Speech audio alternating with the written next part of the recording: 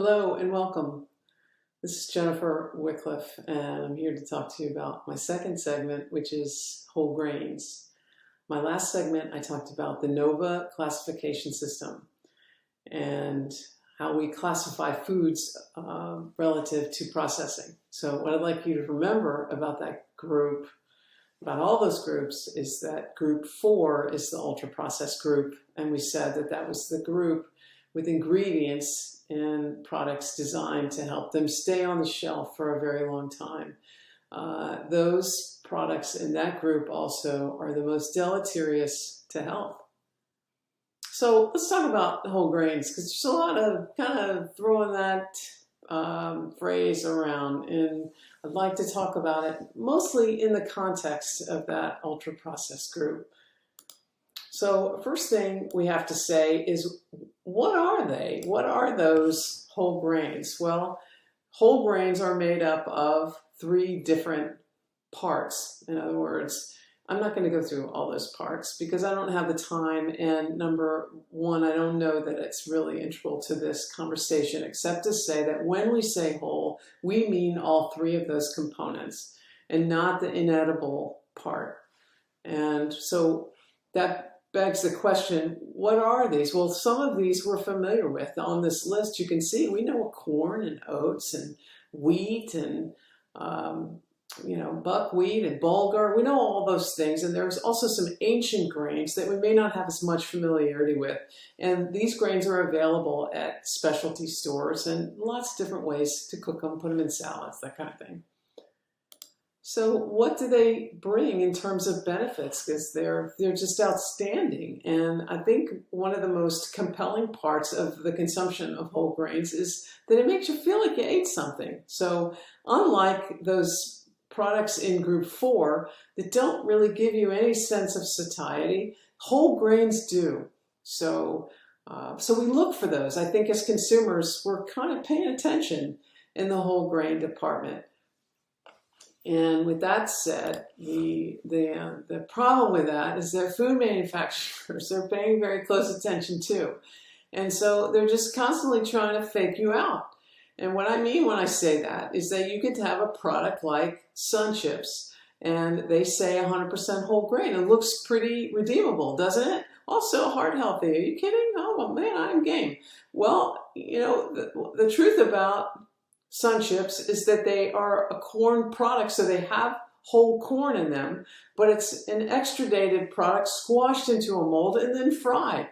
So yes, whole grains, but yes, you should recognize that this is definitely a snack food. And so when you're looking for snack food, maybe don't pay as much attention to the whole grains piece, because you're going to do some damage to the whole grains, and they're not going to give to you what a whole grain, kind of in a more unspoiled way, might.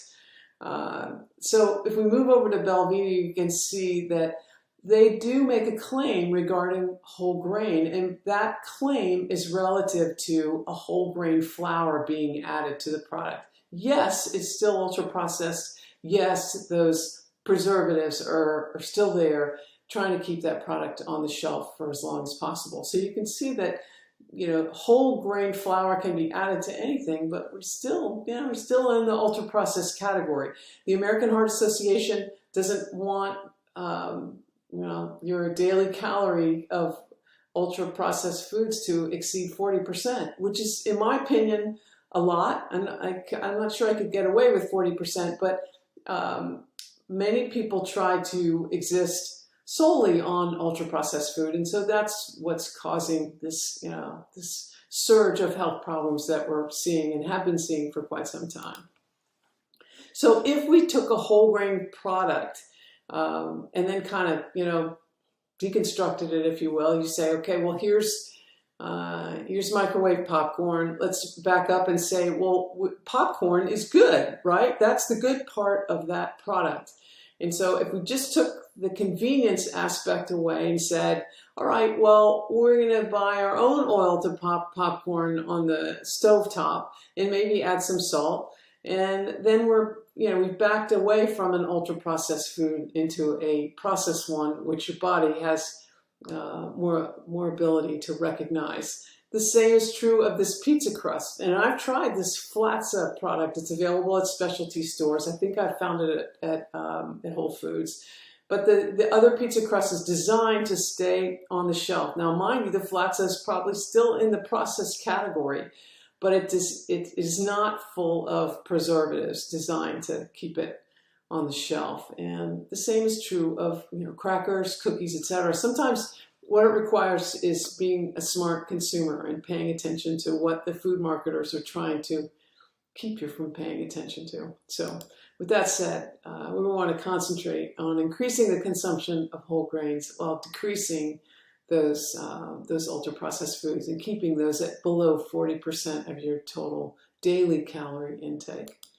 So what's next? You guys tell me. Anything food or behavior related, I'm all about talking to. So let me know. Thanks for watching. Take care.